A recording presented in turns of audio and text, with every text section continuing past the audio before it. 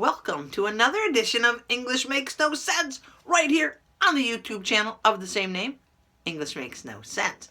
Today, we're going to take a look at an idiom. What? An idiom? Yeah, a saying, figurative speech. My name is SL Rockfish, and let's get started.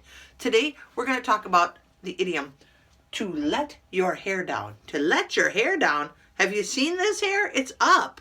Yeah, but to let your hair down means to act freely, to relax, and to enjoy yourself.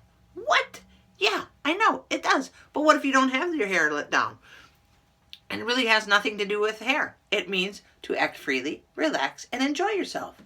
Why does English say to let your hair down when we really want to say relax, be yourself, have some fun?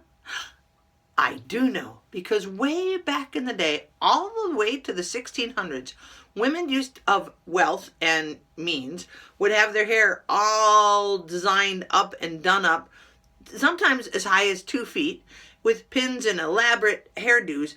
And so imagine how hard that was to hold and carry gracefully.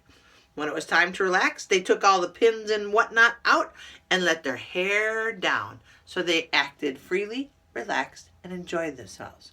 Why does English still use to let your hair down to mean relaxing and be free and just enjoy yourself?